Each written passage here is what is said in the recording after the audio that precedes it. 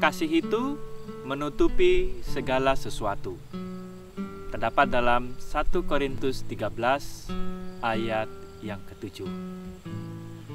Tuhan menginginkan agar kita pun melakukan hal yang sama, di mana kasih itu dapat menutupi segala kelemahan-kelemahan orang-orang yang berada di sekitar kita. Tetapi saat ini yang sering kali terjadi adalah kita selalu membicarakan kesalahan ataupun kelemahan-kelemahan orang yang berada di sekitar kita. Atau mungkin bahasa yang saat ini lebih mudah kita mengerti yang disebut dengan gosip. Semakin digosok katanya semakin sip. Padahal Tuhan tidak mengingini kita. Tuhan malahan mengatakan kasih itu harusnya menutupi segala sesuatu kelemahan-kelemahan daripada sahabat-sahabat, orang-orang yang berada di sekitar kita, dan kita membantu mereka untuk lepas daripada kelemahan-kelemahannya. Apakah ada contoh di dalam Alkitab? Ada. Bagaimana contoh Kristus ketika menghadapi permasalahan-permasalahan seperti itu? Kita bisa nanti membaca di dalam buku Yohanes 8 ayat 1 sampai yang ke-11. Kalau kita membaca Alkitab kita Yohanes 8 ayat 1 sampai 11, di situ dalam konteks atasnya dituliskan adalah mengenai seorang perempuan yang berzina. Gak ada dituliskan namanya. Kenapa gak dituliskan namanya? Karena kasih menutupi segala sesuatu. Padahal orang yang diselamatkan wanita tersebut adalah orang terdekat, saudara daripada Yesus itu sendiri, yang disebut dengan Maria Magdalena. Masih mempunyai hubungan saudara yang dekat. Maria Magdalena kakak beradik juga dengan Lazarus, orang yang dibangkitkan Kristus.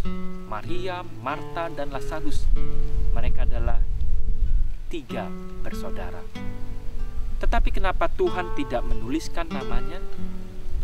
Karena kasih itu tidak mau menjelek-jelekan seseorang, tetapi Yesus mau membantu dia untuk keluar daripada permasalahannya. Di dalam ayat yang ke-11 dia tunjukkan di situ. Yohanes 8 ayat yang 11, setelah wanita itu disentuh dengan kasih Kristus dan dia melihat kasihnya yang menyelamatkannya, tapi dia juga memberikan nasihat di ayat yang 11. Di situ dikatakan, jawabnya, tidak adakah orang yang menghukum kau? Tidak ada, Tuhan. Lalu kata Yesus, aku pun tidak menghukum engkau, tapi pergilah, jangan berbuat dosa lagi, mulai dari sekarang. Mulai saat itu, Maria Magdalena, wanita yang tadinya profesinya sebagai seorang pelacur, dia meninggalkan masa lalunya karena dia menerima kasih daripada Kristus yang menutupi segalanya. Dan ketika dia memperoleh kasih tersebut, dia bertobat, meninggalkan masa lalunya, dan menjadi pengikut Kristus yang setia. Sekarang, bagaimanakah dengan kita? Apakah di dalam kehidupan kita setiap hari, kita mau menutupi kesalahan-kesalahan, kelemahan-kelemahan orang tersebut dengan kasih Kristus, dan membantu dia untuk keluar dari permasalahannya dan meninggalkan permasalahan tersebut dan menjadi kehidupan yang baru sesuai dengan kehendak Kristus?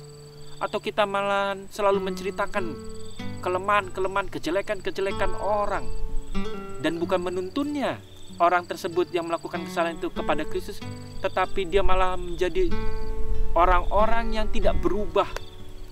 Malahan dia semakin benci karena kita yang bukan harusnya menjadi terang, tetapi menjadi batu-batu sandungan. Tentu bukannya juga dengan kita dengan kasih menutupi segala sesuatu. Ketika ada orang melakukan kejahatan, wah kita nggak usah sebutkan, kita tutupi aja. Bukan itu yang Tuhan maukan. Kita harus memberitahukan mana yang salah, mana yang baik.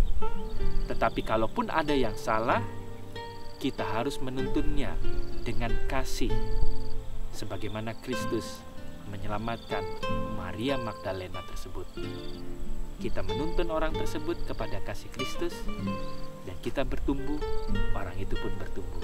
Dengan begitu, kiranya kita dapat mempraktekkan di dalam kehidupan kita sehari-hari, kasih menutupi segala sesuatu.